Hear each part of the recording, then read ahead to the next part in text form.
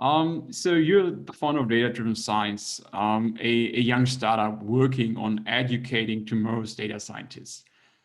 Could you start with a short introduction of yourself and your startup? Yeah, of course. So like Stefan said, my name is Jan. I'm the founder of Data-Driven Science. It's an artificial intelligence training company. We started the company last year with a goal of providing educational content for everyone who's interested in building a career in data science. And I had the idea of starting this company while working at Udemy. Maybe some people are familiar. It's a marketplace for online courses. I worked at Udemy for almost 6 years. And was very excited about, I'm still excited about online education. So while at Udemy, I was thinking, okay, I want to start my own venture at one point. I was living in San Francisco, spent 10 years of my life in the Bay Area. And it's a place where a lot of people start companies, right? It is the mecca of entrepreneurship. And for me, it was always the goal at one point. I also want to start my own venture. So while at Udemy, like I said, I decided to stay in education. And the other thing is that data is in really important part for many companies nowadays, and especially tech companies. And that's while working in Silicon Valley and living there, I saw that many companies use data. And I thought, okay, it is something that has a lot of potential, a lot of future, and let me combine those two things, online education and data science, and build my own company around this. So now, a year later, we have started to create content, free content that we share on social media, for example. We also run free webinars for people who are interested in the topic, but also published recently our first comprehensive online course. And this is something we want to continue doing, providing free content, but also paid content for everyone who is interested in the field. Great. Thanks for providing these super interesting insights into your background and also into data-driven science. Since you're an expert in trainings for data science and also have a huge background in like general education through your work at Udemy. If you compare trainings for data science to, for instance, trainings and education for instance, software development, what is special about data science trainings? I think data science trainings, a big difference is there is no, like if you think about software development, it's very clear what you have to do. These are deterministic systems, but if you move into data science, is probabilistic, and it requires also a very different mindset. And I think that's also something we really want to incorporate in our trainings. There is no recipe necessarily. So you can operate in frameworks, and that's what we try to teach, to actually help people building a thought process and understanding for how to approach a data science project from end to end. But at the end, like I said, there is no clear recipe. So I think it requires a little bit of a different thinking. If you think about a traditional software engineer compared to a data scientist. And I think that's something what we have seen in the market that's missing, that a lot of data science trainings are, like they're structured in a way that focus just on the coding part and how to do the modeling part, but that's the easy one. So what we think, it is much more the thought process and building that intuition that distinguishes a data scientist from a traditional software engineer. Indeed, I experienced similar things in my past. I mean, as data science, you somehow need to understand and also translate questions coming from the business side into like yeah, your work area, and therefore should not only be an expert in, for instance, coding, but also in like grasping, understanding problems, and translating them efficiently. Um, how are you trying to incorporate and implement this in your training offering? So I guess you don't do a theory only course, but maybe also offer lots of hands-on and practical exercises. Yeah, so one is the frameworks, like I mentioned. So, for example, Mm-hmm. for our machine learning online course that we recently published, we developed a framework called the 7 stages of machine learning, Mm-hmm. where you really go from defining the problem to Mm-hmm. model deployment. And I think that's one way for us Mm-hmm. how to teach. And Mm-hmm. also within that framework of the 7 stages of machine learning, in each stage, we are trying to give people something at hand that they can use to solve any problem, or they can approach any problem with that framework. So that's one. And the other one is what we try in our trainings to provide a lot of examples, because we think examples are incredibly useful and helpful in the kind of developing that understanding, develop that thought process. If you hear how other companies have done it, or analogies of how you can think about it. So I think examples, or for us, examples are a very Mm-hmm. powerful tool that we use in our trainings quite a lot. Can you give an example for an example? Like, is it a real use case coming from a business, or how do you come up with examples? Yeah, that can be use cases from other companies. If you think about Netflix, for example, is always a Mm-hmm. good, Mm-hmm. it's a Yeah. good company where you can actually show like how now data science is running the company, from Mm-hmm. selecting or recommending the movies you watch or that Mm-hmm. are suggested. Mm-hmm. Based on your behavior, they make those predictions and Mm-hmm. recommend movies. But also not only movie recommendation, but also, for example, selecting the image you see for a movie. So like I didn't notice at the beginning that actually everyone sees a different image. If you take a series, and depending on your profile, you get shown another image to increase the click-through rate. And I think that's like, for example, one example we bring up to show like how Netflix is doing it, or Amazon. You can pick other companies. But then also sometimes we make analogies to movies.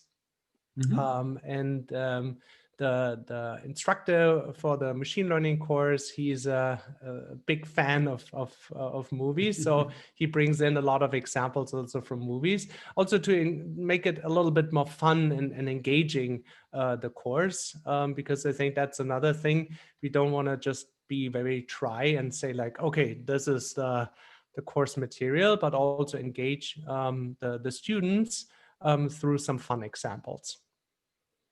Super cool. So I think it's super important to make this whole experience, yeah, an experience that you can enjoy, that is fun, because it will make you stick to the course and proceed with like learning more about data science.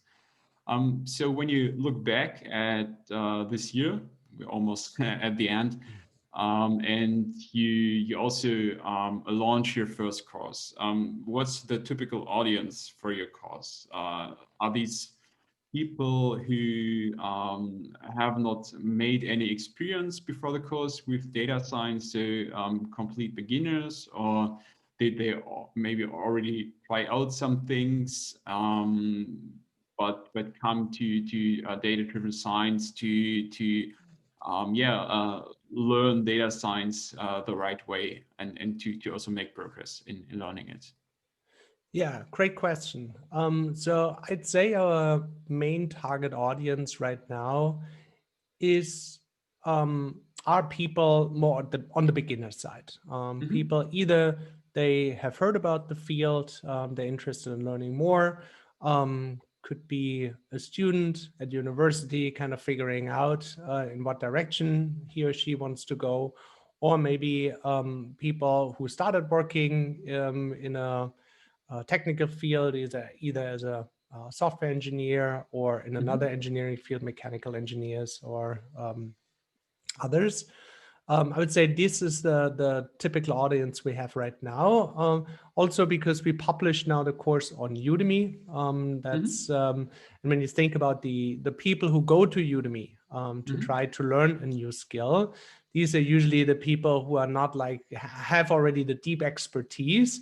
It's more the people who are try to learn getting into the field. And I think that's the main target audience that we have in the moment. Geographically, we see a lot of students come from India. That's Mm-hmm. also one of our target markets. But because the course is in English, we have a global audience by Mm-hmm. default, Great. and also Udemy is a global company. So we also Mm-hmm. see students from the US, Brazil, South Africa, and that's also something that's really exciting. If you see that people from all over the world are taking your training and learn something, give you feedback, and actually, use your training material to progress in their careers or start a new career, and that's extremely motivating. Great. Um, how long is that course that you published this year? Like, how many weeks does it take to Yeah. So it's an on-demand course. So we don't have, and that's how it is on Udemy. So there's no start or end date. So people can take it Mm-hmm. whenever they want, and they can also skip lectures. Mm-hmm. But the content we have uploaded is at the moment almost 19 hours. Okay. Mm-hmm. We're constantly adding more content, but we think like, yeah, 20, 25 hours, something in that Okay. range. That will be probably kind of the final Mm-hmm. Great. duration of the course. Great. And given that I mean your students so far were mainly beginners, what can they expect, like with regards to the level that they are at after taking the course, after following all lessons, after doing all exercises? Yeah, so our goal is that people have an understanding of the entire pipeline of a project. Like I said, with the Mm-hmm. 7 stages of machine learning, they heard about all the different Mm-hmm. stages that a typical project Mm-hmm. involves. But then, like but that doesn't mean when they take our course that they are now a data scientist and they Sure. can work at a Sure. company and be productive from day one. I think it is a lot then about practicing, and that's what we want to enable students after taking our course, that they have the ability to go on Kaggle, for example, Mm-hmm. do competitions and actually practice, because that's then the most important aspect of really learning the subject. Right. So you somehow prepare them for follow-up learnings, follow-up, maybe also to take follow-up courses, and maybe also to understand the world of data science and then make first real steps towards becoming. Yeah. Absolutely. And Mm-hmm. we have like set up communities, Mm-hmm. Great. and where we encourage people to join the Mm-hmm. data-driven science community, Mm-hmm. help each other, support each other, ask questions. And so that doesn't stop at like completing the course, but it's just like one step in the entire journey that they can take. And we also say like it's not that our course has everything they need. I think there are many great courses out there from different companies and different instructors. And I think ideally people should take multiple courses because there's always something new they can learn. And especially nowadays with online courses at a pretty affordable price, it's very easy to actually try different trainings and see also what fits best to your own style. That's super cool. I really like the community aspect. And I mean, with regards to follow-up courses, I guess you're also working on some new ones, maybe also for the next year. Yes, absolutely. Like that was just the first course, and we have more Yeah, courses in sure. the pipeline, more technical courses, also courses that are targeted more towards a business audience. We're also thinking about like live trainings, and there's a lot we can do and will do. But as you know, as a startup company, you're also a founder. There are limited resources, and you Of really course, have yes. to prioritize and see where to invest your time and money. Indeed. Yeah, I can second that. Looking back at 2020, it was certainly a very special year, like no other. With regards to data-driven science and the whole field of education in data science, can you maybe share some lessons learned from your first year?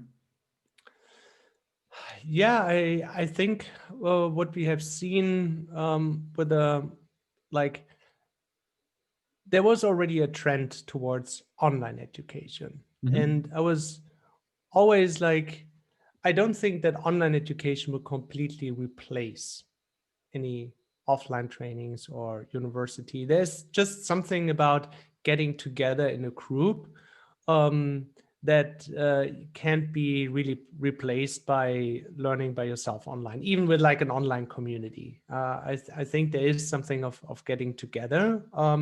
But nonetheless, I think online education will grow. But I think what we've seen in 2020 is that everything accelerated through the pandemic. And I think those changes will be also permanent. I think like online Hmm. education, where it would have been maybe 2024, 2025, we are now in 2021. Um, like just that the pandemic accelerated things. I Yeah. think that was the big thing that I've seen this year, and that more people now adopt to this and feel more comfortable with learning online. I think we still have to see how much of online, like I said, can replace the traditional offline training, and what kind of formats will emerge. I think at the end it will be probably like a little bit of a hybrid model, but that we will see over the next like couple of years. Great. This will be super interesting to watch.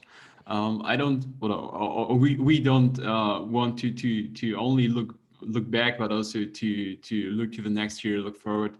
What are your plans for data-driven science for 2021? Yeah, so plans are to first the course we have published, like adding more content. The course is now for 2 months in the market. We got great Hmm. feedback from students. They showed us also some gaps in the course that we didn't anticipate. And so that's one big item for us to really make our existing course fully complete and add more content to it.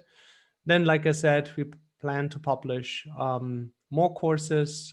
We already started working on the second course that we can hopefully publish in February or March. Hmm. Um, I think then also we're looking into more live trainings. So what we did this year in 2020 was we ran free webinars. That Hmm. was also before we published the course to test the market a little bit with our approach, get early feedback from students. That So was your that's MVP. exactly, that was kind of our MVP. We learned so much through this, and because we produced then the course, we created the course, we didn't do many webinars anymore. So we want to go back to it, because it is something, if you're in a live session, and I think that's also a big difference between an on-demand course and a live session, you get immediate feedback from your students, and that's something we want to restart again. And there's also the question, okay, we will do it for free, for sure, like doing YouTube Lives or on Zoom, Google Meet. But I think there's also opportunity to organize paid trainings, live trainings. So that's another area we want to invest in 2021. And then there are many more ideas we have to see, like corporate trainings, I think is very interesting. At the moment, we are very focused on the consumer market, just individuals who are interested in learning more, but there's also a lot of demand in corporations. I think like the big tech companies like the Google, Facebook, Amazon, Netflix, and so on, they have figured it out. They have the talent on board. But there are many small and medium businesses who heard about it, who have a lot of data, but who don't have the expertise yet to actually leverage data science also for their own businesses. So I think there's a big opportunity in corporate trainings and helping all those small and medium businesses to actually use their data as well to improve their businesses. So that could be another interesting area, but that's probably more in the second half of 2021. I see. But yeah, that's very interesting point where I strongly agree on is like that enterprises, companies, all industries need to somehow get started with leveraging their data, making sense out of the data to optimize their processes, become more efficient, and be competitive in the long term. So I think like data-driven science, education for data scientists will play a very important role building up the talents that are needed actually today, but even more tomorrow. Yeah, So, and especially like if you think about a company that it's super difficult to hire data scientists, right? And usually what company do first is they have engineers, they have software engineers, and it's easier to retrain them, your existing employees. Like there are definitely people who are interested in moving into that field. And then maybe complement it with new hires. But I think it's impossible that every company now starts hiring data scientists. The market doesn't have that many people, so I think training also existing employees is very important for any company. Yeah, it's definitely a challenge. You also don't have any like formal training in universities. I know at least for Germany that in the recent times some universities build up some let's say special tracks for data scientists. But today most data scientists are coming from natural sciences and so on. Right. And I think so. So I mean, I also have an engineering background. I worked as a data engineer before in the finance industry. I think that you somehow need to bring together both, let's say, fields, data science, data engineers, to also put data science into production and then provide value to the companies, corporates, to the enterprises. Completely agree. Yeah. Cool. Which trends do you see for the near future? Like, what will be the hot topics in data science? Yeah, that's a really good question. I think that first, what I want to say is that this year also what we have seen, because we also asked about 2020, that it's, and we talked about community. So I think what we have seen this year, again, also with the pandemic, is it's so nice to see how global the community is now and how well they work together, right? that is something like there are like a lot of data sets available, freely shared. People started working on it, and I think that that's something I'm very excited about in this field, and I think it's going to continue because, like with artificial intelligence, it's a very complex field, and it won't work that this lonely say that the scientist is going to develop the next breakthrough. It only happens through collaboration, and I think that's also great to see that big companies are very open about it and actually um, um, like key people in the field, Geoffrey Hinton or Jan LeCun, although like Jan LeCun is employed by Facebook, but every or most of the things his team develops will be is made available to everyone to look at it, like any new models or algorithms or techniques. So I think that's something I also see in the future, that those new breakthroughs and trends that will come will happen through that global collaboration. So I think that's very exciting. That's something I wanted to highlight.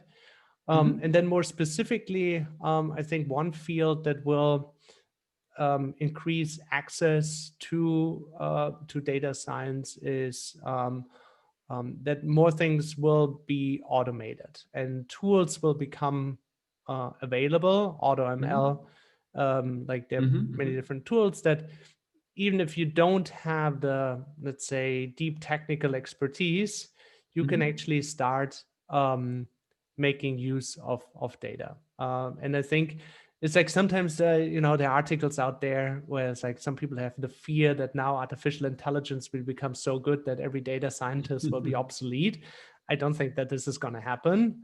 At the end, any automation tools will just make life easier for data scientists, but you still need a person who understands and defines the problem and looks at it in a holistic way. But I think that will help also to spread it more widely.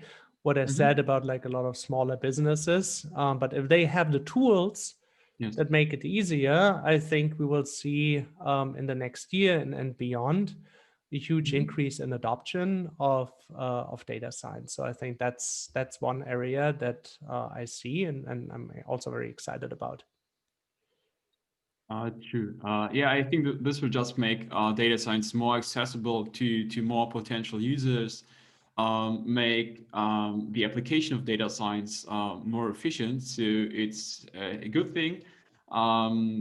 Data scientists should be looking forward to all these tools coming up and making the lives easier, because they're still needed for understanding the data, for understanding the business questions, problems, and translating them into a format that is or that can somehow be interpreted by, for instance, AutoML. So right. you will not Well, lose what it. about you? How do you see the what kind of trends do you see next year? Not necessarily trends, but I mean, I'm again, I'm more the engineer, so I think about how to put data science into production, because unless it's in production, unless it's used like by, for instance, business departments of a company, for me, it's not real. It's not existing. So I think at the moment, of course, I'm not talking about big tech, but about the average company. They're still in the prototyping phase. So they're still gaining first experience with making use of data science, but they're not really applying it to the business. They are not really putting it into the processes. They are not really automating the usage of data science. And I think this will be essential and super important for the upcoming years, that companies and enterprises find a way to deploy data science applications, deploy AI solutions to the business in order to gain some value from it. Yeah, I agree with you, and I think there's also it's a big step from, let's say, building your proof of concept, your POC, and Yes. it works at a small scale. Um, but then actually put something into production, actually Yes. scaling it. I think that's it. It's very difficult, and it also has to make sense from a business perspective. Sure. I think there was again Netflix. I think it's already like almost 10 years ago, maybe not quite Mhm. 10, but they put up this Netflix prize, $1 million for anyone who can come up with a better model for recommending movies. So it was a big competition on Kaggle. Of course, a lot of teams worldwide Mhm. participated, wanted to get that $1 million. And there was a winning team that the accuracy of the model was so much better, but Netflix at the end didn't use it. They actually picked another model that didn't have that accuracy of the winning model, but had other things that just made it better to put into production, because you can't just like use a single metric. Sure. That is good maybe for experimenting in the POC phase, but I think that's something for many companies. Then also you have to take into consideration a lot of different aspects if you actually want to then put something in production and scaling it. So I think there's a lot like that companies that haven't adopted data science yet still have to learn from develop, like finding the business, like you said, finding the problem they want to solve, Yeah. understanding whether data science is the right solution to it, building the POC, and then actually putting into production and scaling it. Um, Indeed. And I think that's building a perfect bridge to the previous topic, AutoML. Whereas like something like AutoML will only look at certain metrics when evaluating a model, like accuracy. You really need deep understanding of not only like the technical aspect, but also the business side. And I think that's why data scientists will still be needed even when you have certain automation tools and things like AutoML in place. Right. Cool, Jan. I think we're coming to an end for this data talk. Do you have anything on your mind that you want to share with our audience? Um, no, the only thing I can say is, so I'm not a data scientist by education. I come from the business side. Mm-hmm. That's what I studied. That in my career, I've worked only on the business side. Um, but what I see, or what to me it's so exciting to be now involved in an area where I see a lot of growth potential and opportunities. And I think that data science or AI will be truly transformational. And I think it is something, you know, no one has to like necessarily become now a data scientist. I think that's still a very narrow view. But in my opinion, everyone should, who works at a company, in a business, or in a technical role, should have a basic understanding of what is AI, what is data science. Because even if you Mm-hmm. work on the business side and you're not like building any models or something, Mm-hmm. but understanding what you can do with the data, coming up with new solutions, be able to communicate to product managers and to engineers. I think that's hugely important for everyone, Mm-hmm. because it will impact AI will impact every company, every industry. Also individuals, right? I think jobs will be replaced, and it's not that AI is taking over and we will all become obsolete, but certain jobs will go away, for sure.